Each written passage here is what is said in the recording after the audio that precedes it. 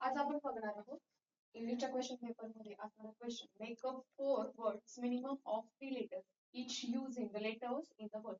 बरोबर की नाही? म्हणजे काय आहे की ह्या शब्दाशी संबंधित कमीत कमी तुम्हाला 3 अक्षरी असा शब्द तयार करायचा आहे आणि 2 मार्कासाठी क्वेश्चन विचारला जातो.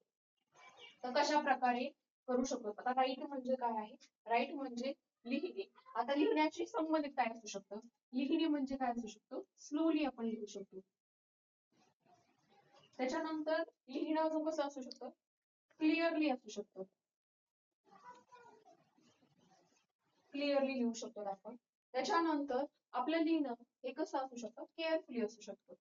काळजीपूर्वक लिहा आपण असं पण म्हणतो. बरोबर की नाही? आता त्याच्यानंतर आपण अजून कशा प्रकारे लिहू शकतो? तर आपण नीटली लिहितो. बरोबर की नाही? हे झालं राईटशी संबंधित शब्द आहे. आणि त्याच्यानंतर आता नेक्स्ट वर्ड आहे आपला विलेज. विलेज विलेज कसं असू शकतं? तर विलेज हे स्मॉल विलेज असू शकतं. आपण असं बोलतो स्मॉल विलेज. त्याच्यानंतर की लोनली विलेज.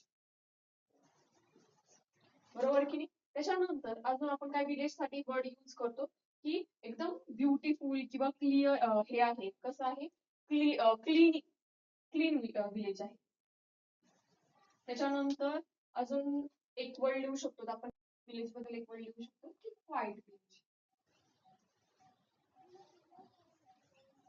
व्हाईट विलेज अशा प्रकारे आपण वर्ड्स तयार करू